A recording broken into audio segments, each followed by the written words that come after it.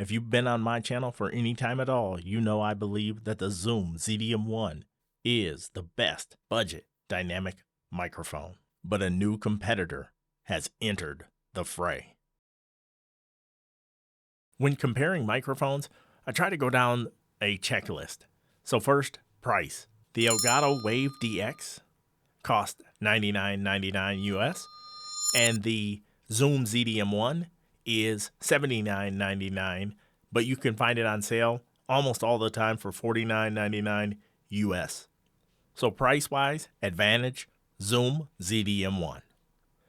When it comes to plosives, it's not even close.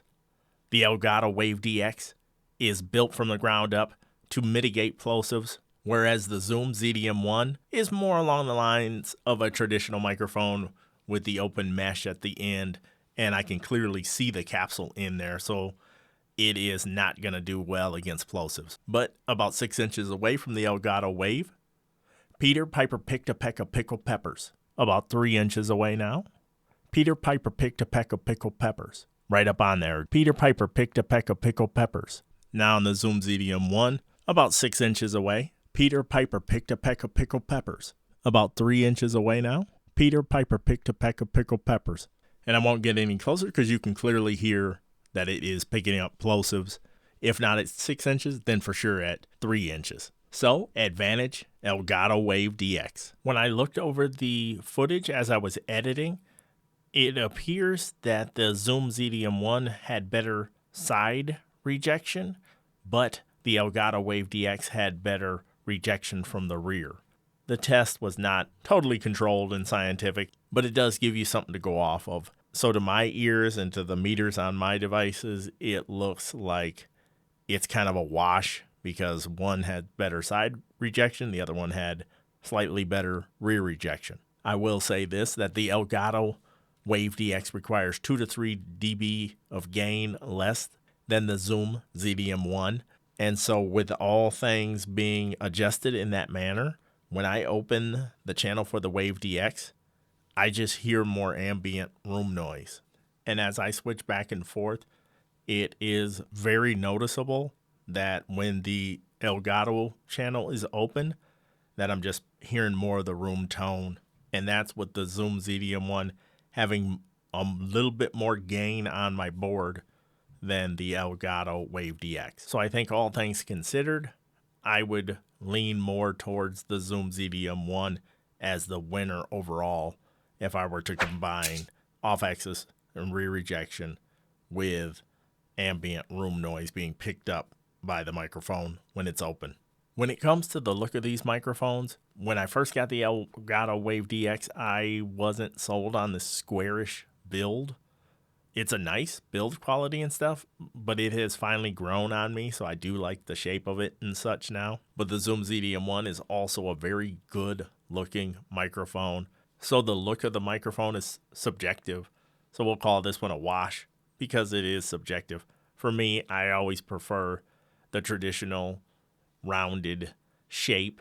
So I would lean more towards the ZDM-1. And lastly, when it comes to sound, I've switched over to the Zoom ZDM-1, and here's how it sounds in comparison to the Elgato Wave DX. Now I'm on the Elgato Wave DX, and here's how it sounds in comparison. I'm going to switch back to the Zoom ZDM-1, back on the Zoom ZDM-1. How do you like this sound? Do you prefer it to the Elgato Wave DX? Now, as far as my thoughts on sound, I have really been liking the Elgato Wave DX with a caveat. When I'm on the Wave DX, I think it works well for my voice. I have over the years been criticized for having a voice that maybe has some muddiness in the mids and needs a little more clarity. So for me, I like the Elgato Wave DX because it's so bright. It feels like it has such a boost in the high frequencies that it brings more clarity to my voice, and so I enjoy it. However, I've watched a few other reviews of the microphone, and I didn't like the sound that was coming from it, and that's not a criticism on the people reviewing it. It just seems to work for some voices and not for other voices.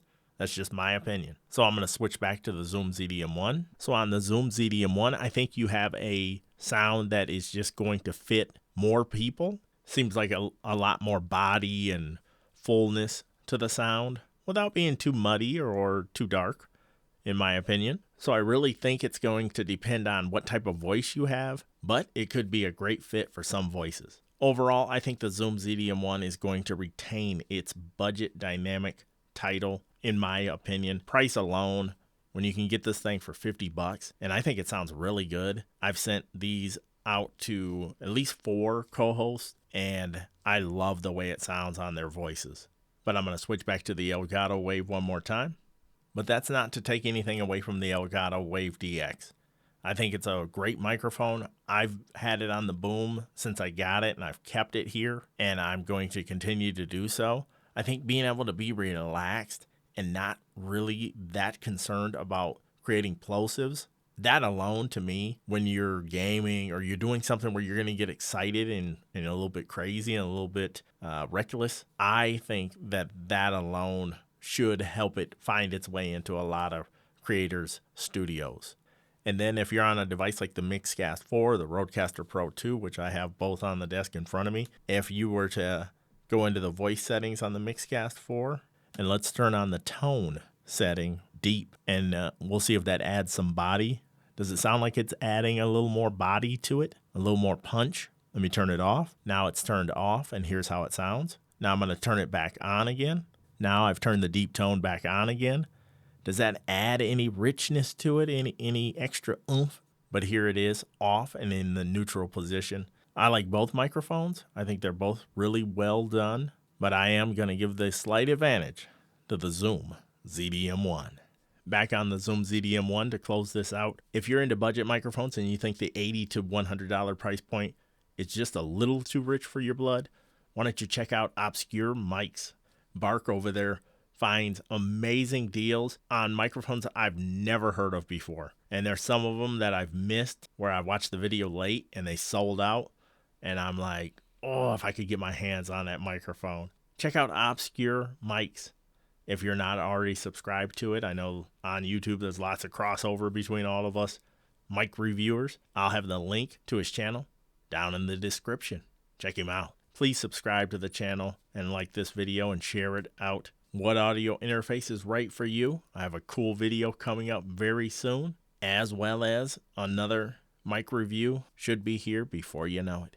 Thank you.